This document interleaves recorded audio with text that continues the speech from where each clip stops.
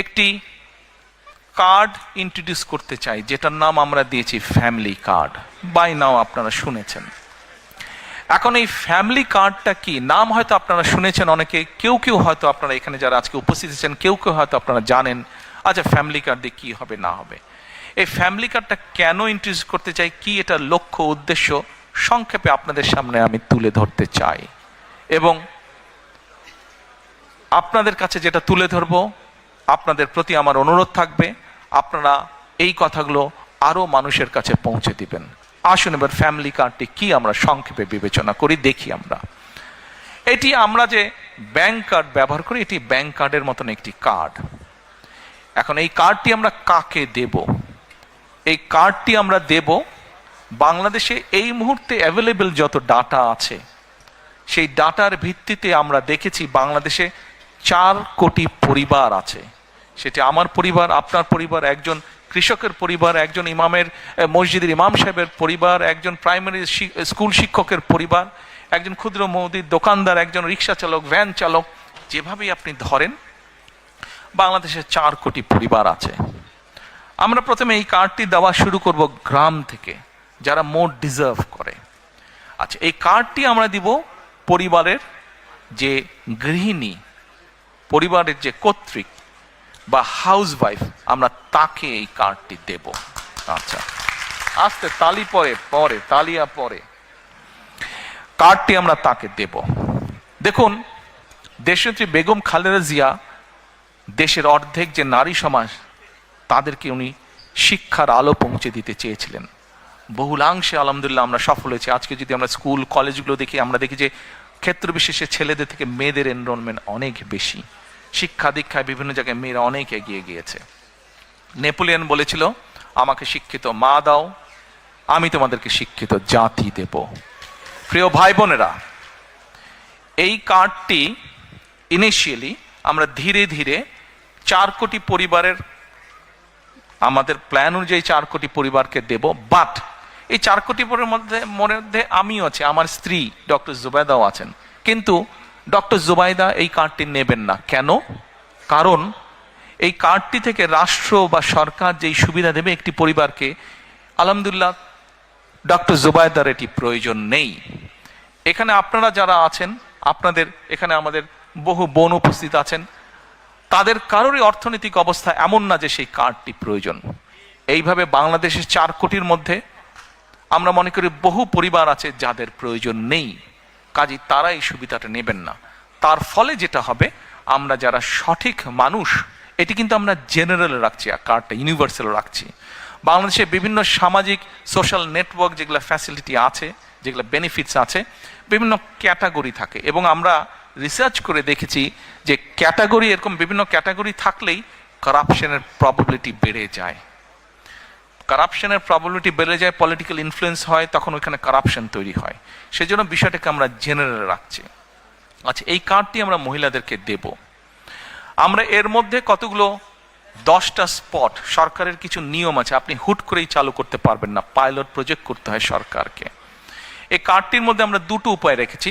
2 থেকে 2,500 টাকা পর্যন্ত আমরা কিছু মহিলা বা পরিবারকে বা হাউস ওয়াইফকে আমরা দেব, আর 2,500 টাকার সম পরিমাণ খাদ্য সহায়তা আমরা দেব। পাইলট প্রজেক্টের মাধ্যমে আমরা দেখব যে 3 থেকে 6 মাস যে কোন পরিবারগুলোর কতটুকু উন্নতি হচ্ছে, কিভাবে পরিবর্তন হচ্ছে। যেটা বেটার হবে, যদি ক্যাশে বেটার হয় আমরা ক্যাশ দেব, যে যদি খাদ্য সহায়তা দিয়ে বেটার হয় তাহলে আমরা খাদ্য সহায়তা দেব। আচ্ছা, এর ভিতরে অলরেডি আমরা কাজ করেছি। আপনারা বলতে পারেন, হয়তো কেউ জিজ্ঞেস করতে পারেন যে ভাই, দলের লোকজন দিয়ে করলেন, তাদের রিসার্চ আর কতটুকু কারেক্ট হবে? এখানেই ভুল। শুধুমাত্র দলের লোক দিয়ে আমরা রিসার্চ করিনি। এই সবের কাজে, এই ধরনের কাজে যারা এক্সপার্ট আছেন, এক্সপার্টিজ আছেন, যারা প্রফেশনালস আছে, এরকম একটা টিম দিয়ে আমরা এই কাজটি তৈরি করেছি। এবং এটার বাজেট কোথা থেকে কিভাবে আসবে সেটিও আমরা, বাজেটের যে সকল কাগজপত্র পাবলিক ডকুমেন্ট হিসেবে উপস্থিত আছে, সেখান থেকে আমরা সবকিছু বের করেছি কিভাবে আমরা এগুলা চালু করব। কাজে ওই প্রাইমারি কাজগুলো আমরা শেষ করেছি। এখন এটা লক্ষ্য বা উদ্দেশ্য কি, কেন আমরা করছি, আসেন আপনি চিন্তা করে দেখুন। একজন কৃষক বা একজন মসজিদের ইমাম সাহেব বা মুয়াজ্জিম সাহেব, তার পরিবারের হাতে যখন আপনি এই কার্ডটি দিবেন, প্রথম 6 মাস কিছু হবে না, প্রথম 2 বছরও কিছু হবে না, 3 বছরও কিছু হবে না, বাট 5 বছরের মাথায় গিয়ে কি কি পরিবর্তন হবে সেটা একটা চিত্র আপনাদের সামনে আমি তুলে ধরি, একটা পিকচার তুলে ধরি। সেই পিকচারটি কি? সেই পিকচারটি হচ্ছে, রিসার্চ বলে, এখানে ভাইদের সংখ্যা বেশি, দয়া করে কেউ মাইন্ড করবেন না আমার উপরে, যে কথাটি আমি এখন বলতে চাচ্ছি দয়া করে কেউ মাইন্ড করবেন না আমার উপরে, বাট এটা আমার কথা না, এটা রিসার্চের কথা।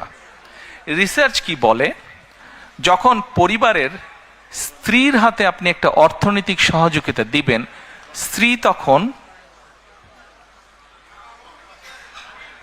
তখন কি করে, এই সুবিধাটা সে তার সন্তানদের লেখাপড়া এবং স্বাস্থ্যের পিছনে প্রথমে সে খরচ করে। রিসার্চ বলে, এই টাকাটা বা সহযোগিতাটা যদি বাবার হাতে যায়, বাবা ওই পাড়ার চায়ের দোকানে গিয়ে গল্প গুজব করে বন্ধু বান্ধবের সাথে টাকাটা উড়িয়ে দেয়। এটা আমার কথা না, এটা রিসার্চ কথা। ভাইরা আমার উপরে কিছু মাইন্ড করেন না আপনারা। আচ্ছা, তা এখন আমরা সেই জন্য মায়েদের হাতে এটা দিতে চাই। মা এই অর্থটা দিয়ে তার সন্তানদের স্বাস্থ্য যেরকম খেয়াল রাখতে পারবে, একই সাথে সে তার লেখাপড়া, বাচ্চাদের লেখাপড়ার দিকে মনোযোগ দিবে।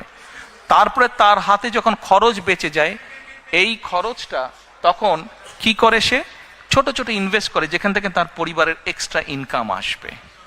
যার ফলে হবে কি, ওই টাকাটা, ওই অর্থটা, সেটা 500 টাকা হোক, 1000 টাকা হোক, ওটাই লোকাল ইকোনমিতে তখন টাকাটা আস্তে আস্তে ইকোনমিতে ঘুরতে থাকে এবং লোকাল ইকোনমি আস্তে আস্তে আস্তে আস্তে স্ট্রেংথেন, স্ট্রং হতে থাকে। প্রিয় ভাই বোনেরা, চিন্তা করে দেখেন, আপনার গ্রামে এরকম যদি 10টা পরিবার থাকে এবং একটা 10টা পরিবারের কে যদি আপনি আস্তে আস্তে কন্টিনিউ 5 থেকে 7 বছর একটা সাপোর্ট দিতে পারেন এরকম, তাহলে 7 বছর পরে কি সেই পরিবারটার চেহারা বর্তমানে যা আছে তা থাকবে? নিশ্চয় একটু তো বেটার হবে না? তাহলে একটা গ্রামে যদি 10টা পরিবার থাকে, সেই 10টা পরিবার যখন অর্থনৈতিকভাবে একটা শক্তিশালী অবস্থানে দাঁড়াবে, স্বাস্থ্য হেলথ ওয়াইজ যখন শক্তিশালী হবে এবং এডুকেশন ওয়াইজ যখন একটি গ্রাম শক্তিশালী হবে, তখন পুরো গ্রামটা একটা বেটার গ্রাম হবে। এইভাবে গ্রাম, এইভাবে উপজেলা, এইভাবে জেলা, এইভাবে বিভাগ, এভাবে সারা বাংলাদেশ এক সময় গিয়ে একটা স্ট্রেংথেন অবস্থায়, শক্তিশালী অবস্থায় দাঁড়াবে। এই হলো ফ্যামিলি কার্ডের গল্প।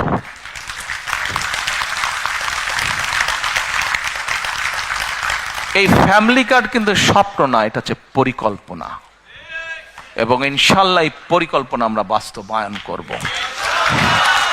আমরা যদি 4 কোটি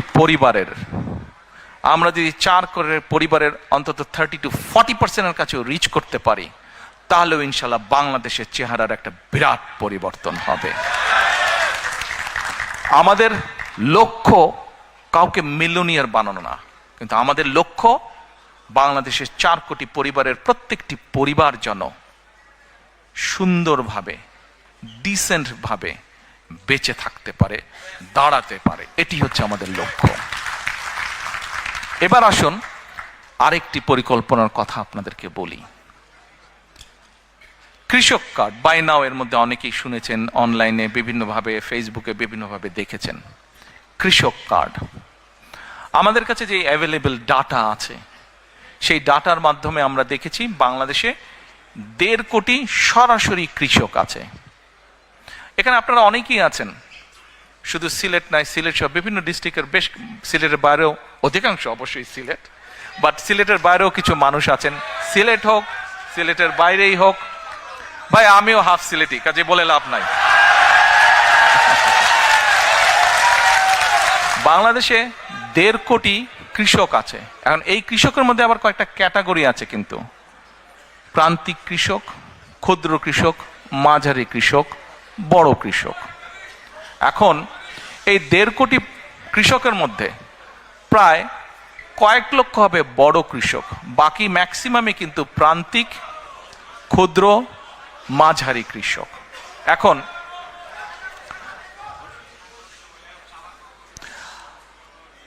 আপনাদের মধ্যেও অনেকেই কৃষক আছেন কিন্তু সরাসরি কৃষক না, হয়তো আপনার জমি আছে, আপনি কারো কাছে বর্গা দিয়ে দিয়েছেন, তাই না? মানে কাউকে দিয়ে দিয়েছেন, লিজ দিয়েছেন জমিটা, যে তুমি চাষবাস করো, ঠিক আছে, এন্ড অফ দ্য ইয়ার তুমি আমাকে এরকম একটা অ্যামাউন্ট দিও। অনেকেই আছেন এখানে। কিন্তু আমরা যেটা করতে চাইছি, এই কৃষক কার্ডটা হবে ব্যাংক কার্ডের মতনই, ওটাতে একটা চিপ থাকবে, এবং আমরা বাংলাদেশে যত কৃষি জমি যা আছে সবগুলোকে একটা সার্ভারের ভিতরে আমরা নিয়ে আসব।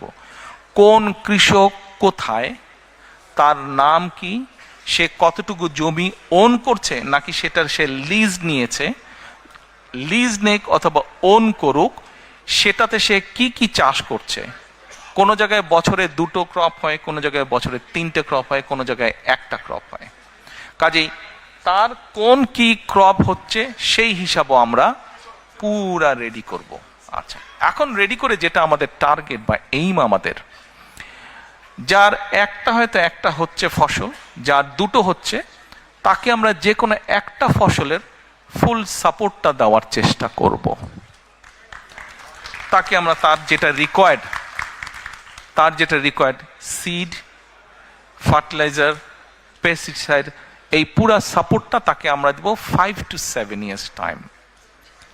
এবং আমাদের রিসার্চ আমাদেরকে বলছে যে 5 to 7 years ধরে যদি আমরা এই সাপোর্টটা মোটামুটিভাবে কন্টিনিউ করতে পারি, তাহলে কৃষকদের যে অর্থনৈতিক মেরুদণ্ড, ইকোনমিক স্ট্রেংথ, এটা স্ট্রং হবে।